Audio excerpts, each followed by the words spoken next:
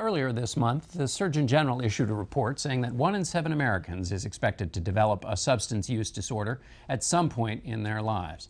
John Shinholser and Honesty Liller of the McShin Foundation in Virginia are on the front lines of this epidemic. Honesty, I want to start with you.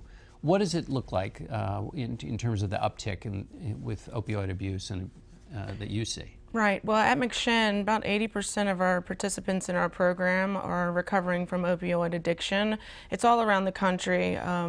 It's a huge spike in lots of opiates, prescription pain meds along with the heroin. The heroin is cheaper after you're done with the prescription pain meds, so it's more and more people getting addicted, and to be honest with you, at a very younger age than on average, and that's all around the nation, not just in Richmond.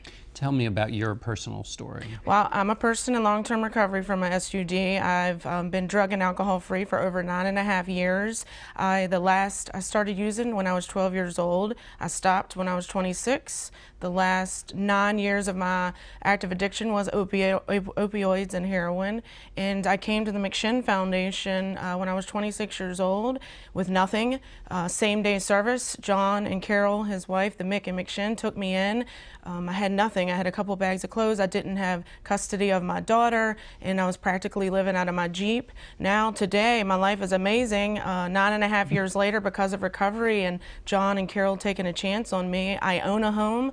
I'm a taxpayer. I can vote. I'm a mommy. I'm a wife, and I'm the CEO of McShin. So I get to be surrounded by people that I love, and I get to be able to see people change and their lives change because of recovery, that peer-to-peer, been there, done that. This is what life was, this is what life is today. So be able to help these people and save their lives and heal their families. John, what is the most important thing a person needs who needs help? Well, I think the most important thing is that if you have an addiction, there is help out there, that anybody can stop using drugs, find a new way to live and lose that desire. All you got to do is ask for it, and hopefully you'll find the right doorway to go through, and they'll be smart enough to give you the help the same day you ask for it. Hopefully that's what it will look like. But a lot of people have trouble asking for help. A lot of people don't get it. Oh my God, it's the hardest thing in the world is for an individual to come to grips with an addiction and say, look, I need help, what do I do? And a lot of times they reach out for help just to get their hands slapped. So we have to stop that as a nation. We got to start helping people.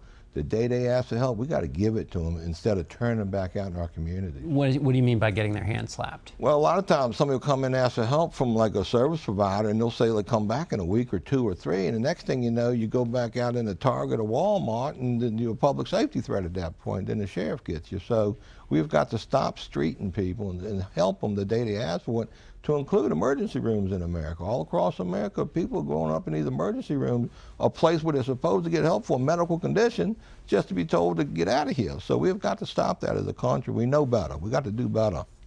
Honesty, the most important thing you mentioned was that, when you're talking to somebody, you can say, I was there with you. What about as a larger culture? What does the rest of us, what can the rest of us do?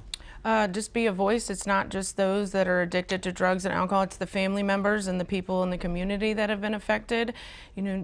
Anyone can be able to help someone, that has a struggling issue.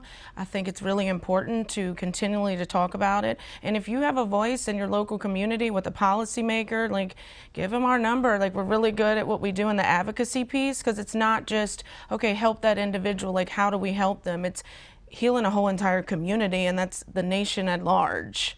So anyone can be a voice for anything. It's just important to be educated on, what you're talking about, and been there, done that lived experience. It's not just us in recovery, but the family members that have been affected by this disease that are speaking up and going to the General Assembly and doing what they have to do as well to fight for those that don't even know about recovery, and those that are, changing their lives. All right. Honesty and John, we really appreciate you being here. Thank you so much. Thank you very much. This is amazing. Thank you. Thanks for what you do.